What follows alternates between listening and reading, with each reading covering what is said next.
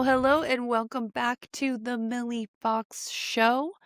So glad you're here. This show is for the overachieving woman, the high-achieving woman, the recovering perfectionist woman who's done all the things right, but things are just still not feeling exactly how you want them to feel.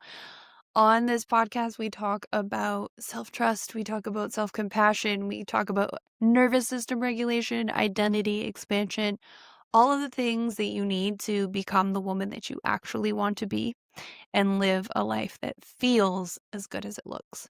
So welcome. Today we are talking about discipline and why you don't actually have a discipline problem, even though you think you do. Okay, it's deeper than that. So let's get into it. Got my notes here to make sure we cover everything. So most high-achieving women, they really do think that they have a discipline problem, right? Because they're not achieving as much as they think they should be. But the issue is deeper than that. So you know what to do. You are a very educated, self-starting woman for the most part, right? Like you probably, if it's about your fitness or your nutrition or whatever, you probably know all of the things that you should be doing, however many grams of protein you should be getting, and the creatine and the steps per day and all of that stuff, right? You know what to do, but you aren't doing it, so you assume that it means that you're not trying hard enough, right? And what you're doing is you're creating, again, like I've talked about in the last episodes, you're creating a pressure bubble that you're living inside of. And when you live inside of a pressure bubble, you literally can never truly relax. You can never truly rest because your mind is always on the things that you haven't done yet. And they're nagging you and they're taunting you and they're, you know, making you question your capacity and your worth, right? And what this does is it never truly allows your nervous system to rest, and you get stuck in this activated cycle, which over time ends up shrinking your resilience. It ends up shrinking your window of tolerance. So you get booted out easier and easier, and then you find yourself being reactive. You find yourself showing up as a bitch, and you really don't want to be that person, right? And the answer that you give yourself for what you need to do is you tell yourself you need to tighten the reins, which is actually the exact opposite of what you need to do. And I'm not saying go live a wild woman, feminine, free life where you have no structure, where you have no schedule. I have a freaking schedule. I know my gym schedule. But it's the energy that you are approaching it with that needs to change so you can actually relax and rest in your life. And then your nervous system can expand in capacity, and then you can show up as the capable woman who can then even end up taking on more. Not that we need to take on more, but you feel that capacity. So what you do is you end up showing up in your power.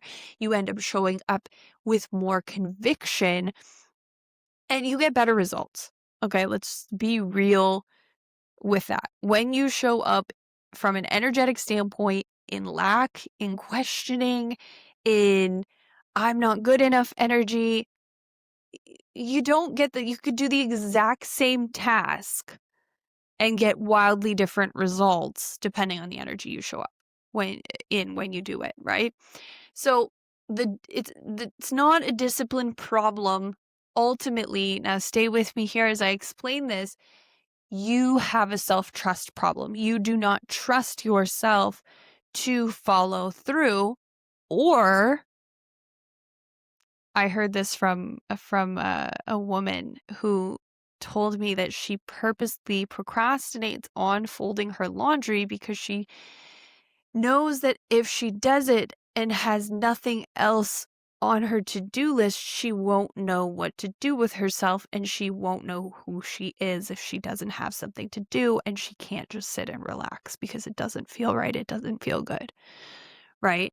So that's a very clear example of what you could be doing. A second clear example could be it's easier to shit on yourself for procrastinating. It's easier to shit on yourself for not following through than it is to feel that you have put in full effort. You have locked in, you have gone full tilt, and you worry that you still won't get the results that you want to get because you have these incredibly high standards of, if I don't have a quantum leap, if I don't have one of these transformations in 12 weeks that I see on Instagram, if I don't get these results or those results, then it means that there's something wrong with me and my abilities, which is such a stupid lie that holds you back so much, because incremental progress over time is A, not only more sustainable, but B, it's easier to integrate into your identity, therefore it's more likely to stick around, and C, it's incredibly powerful to have incremental experience, incremental success over time, compounding. Because also it increases your confidence in your ability to replicate, right? Because if you just do something once and you do it quickly, you're going to wonder, hey, I don't even know if I could do that again. It just happened like that, like boom. That's the problem with quantum leaps, is that it happens so fast that your identity hasn't caught up yet. And, you know, you you don't know if you can hold on to it, right? Okay. So let's keep going here. I went on a riff. So you don't trust yourself to follow through. So you basically you don't do anything. And then if you do something, what's going to happen is you're going to overcommit.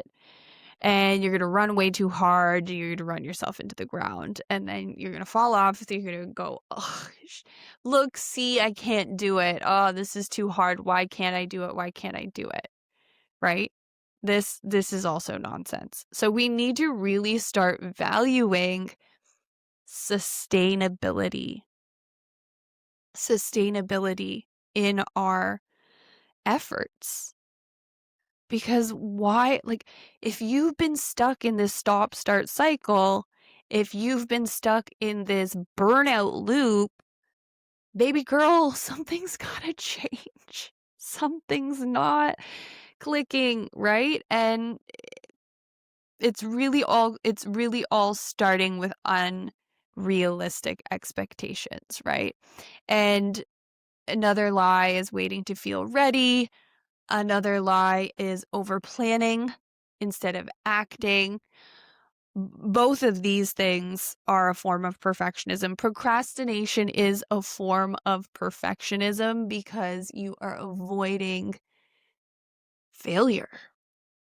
We need to all get real comfortable with failure. Okay? Because it is honorable. It is so honorable to suck at something. You know the amount of courage it takes to show up and suck at something and keep going? Yes, courage is one of my freaking top values. I cannot stress that enough. I value and honor and just adore that trait in people because it is so rare. Oh my God, the number of cowardly people that exist on this planet today. I mean, listen, I'm not on my high horse. I have moments of cowardice myself, I know these are harsh words to use, but geez, we all got a little snowflakey these days. Let's call a spade, right? We need to embrace it. We need to go for it scared and realize, we need to give ourselves grace. Self-compassion, you're going to hear me harping on self-compassion, is one of the most powerful ways to pop this pressure bubble, to dismantle perfectionism in its tracks. And perfectionism is, the disease of the modern high achieving woman that is, as Brene Brown calls it, she calls it, I think it's like a 50-ton shield or something like that. We get on this hamster wheel of trying to please other people, trying to perform for everyone else. And then inevitably, when we get negative feedback, then we try to perfect it even more. So it's a please perform perfect until we are exhausted. And then we wake up one day, we go, why don't I like my life? My biggest fear was always that I was going to wake up one day and hate my life. And like, it actually pretty much came true with my ex. And yeah, I had to be highly courageous to make the change to my life. And not everybody needs to burn their life down and leave their marriage. I really am not an advocate for that. I did absolutely everything I could to try to recover the marriage. I, really do believe in looking inward to see what's going on in your relationship, because our relationships with other people are really about the reflection of the relationship we have with ourselves. And the more change I made to my relationship with myself, the more blatantly clear it became that this relationship externally was just not aligned for me, and I couldn't force anybody to do anything, right? So is what it was. Had to make a really difficult decision, but basically, we need to really, really look at perfectionism and use the antidote of self-compassion. And we'll go into that deeper in other episodes for sure. So make sure you're subscribed, because we're going deep into all the places here. Discipline, if we look at it, discipline can have so much value. I'm not saying throw discipline out the window, but discipline without building that self-trust really can turn into self-abandonment, because we ignore our bodies, we ignore our cues, we ignore our intuition, we ignore our own signals. And as we self-abandon, we deplete self-trust. As we self-abandon, we self-betray, we decrease our confidence in ourselves and our belief in ourselves. Okay? And those things are what makes us not feel good in our life, right? It's not because you didn't buy the right house. It's not necessarily because you didn't marry the right person, right? It's not necessarily because you didn't follow your heart and create the career of your dreams. You may have actually made a lot of aligned choices for yourself, but it's just who you are showing up as and the way you are relating to yourself that's causing you the amount of discomfort and suffering that you are experiencing, okay? Pain is inevitable. Suffering is a choice. And I mean, we need to suffer a little bit sometimes in this human existence to learn some lessons. And also, suffering is a form of contrast, and contrast is what helps us form our desire. So contrast still has value, but I want to talk about my approach to discipline and leave you with this, because I have reframed discipline for myself, and I like to call it devotional discipline. Okay, that takes the harsh masculine sting off of the word. Like, discipline in and of itself can feel punitive, right? Like, we're disciplining your child.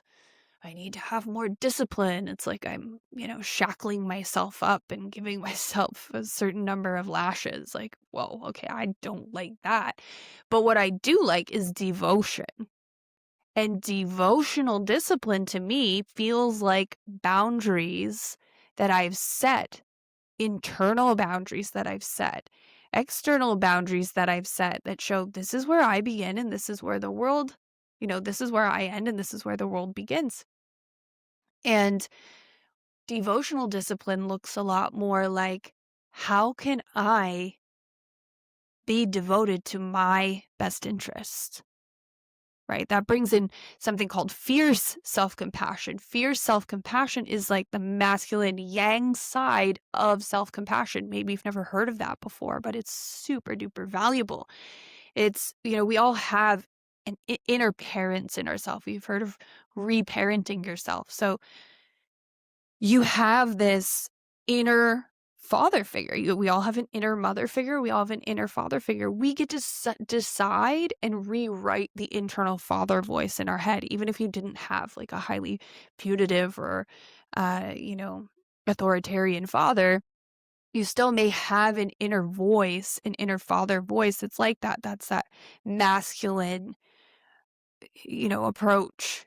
Feminine approach is more nurturing. The masculine approach is more, structured and doing oriented. Maybe your mom kind of was that voice in your head for you. A lot of mothering is a highly masculine job, but the point I'm making here is that fierce self-compassion is always focused on what's in your best interest. So sometimes that looks like saying no to things, cutting things off, ending relationships. Sometimes it looks like having a structure to your life.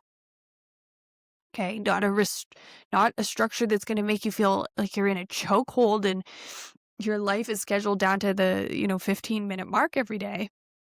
Absolutely not. But I have containers for myself. And what I mean by containers, if the word is weird and fluffy to you at this point, is that I have these very intentional blocks that like I said, I was talking about sacredness in the last episode, that I have made sacred for myself. So every single Thursday and Friday between about 8:15 a.m. until, depends on the day, sometimes I let myself go long, but like 10. So sometimes, by the time I get out of there, 9:30, 9:45, sometimes I 10:30 and sauna, take my time if I don't have something scheduled. Those are my sacred blocks for the gym. 2 days a week. I have a third day that's a flex day. Find it harder to fit it in because I don't have a container for it. I am working on finding that container for it, whether it's every Tuesday morning or it's either a Monday or Tuesday morning it's one or the other without negotiation. Something like that. That is my devotional discipline for myself. I was speaking about these made up rules that we have for ourselves. Pretty much everything is made up. Okay. Everything that we live in right now, all of our collective beliefs have created our physical reality, right? Because ultimately the world is not really real. It's all vibration, right? Like if we go down to a quantum level, particles start acting really weird, et cetera, right? So everything is made up. So we get to look at the things that we arbitrarily make up or the things that we intentionally make up for ourselves and how they feel. How we connect with ourselves, how we relate to ourselves, and how we relate to something bigger than us. Those are the two threads that underline our entire life and reality. So take a closer look at them. Take a closer look at how you are operating in your self-discipline. Okay? I'm going to leave it there. And in the next episode, I'm going to show you the identity that you're holding that's actually running all of this behind the scenes, because everything comes back to identity. Like I said, your connection to self. Your identity really just is who you believe yourself to be and the way you relate to that identity. Okay. Thank you so much for being here. If something in this episode resonated with you, I would love for you to share it if you feel so called. I want to make this podcast a top 1% podcast, so please subscribe. please share, please be a part of this mission to help every woman become the woman that she actually wants to be. Because I think we all really, truly deserve it, and the world would be a better place if we were all the woman we really wanted to be. And it's not that complicated. It's not that difficult. It's not that deep, really.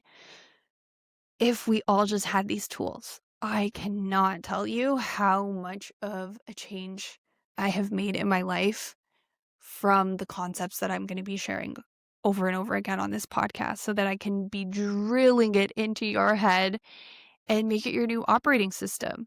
That's why my method is called Manifest OS. And if you want to explore any of my work further, come on over to Instagram, check out the link in my bio. I've got free masterclass called The Achiever, Why Manifestation is Harder for High Achieving Women. I've got a low-cost intro audio course called Manifest on Cruise Control. I've got a co-authored book called Manifestation Codes. If you want to go deeper, that's the place to start. You can also inquire about working with me on a more intimate level at my link in bio on Instagram. Or if you want to talk, just reach out. Message me the word juicy in a DM and I'll know what it means. Okay? So subscribe, share, post it to your stories, tag me. I love you so much. Come on back for the next episode. We'll talk about identity and the power of identity in creating a life that feels as good as it looks. Bye for now.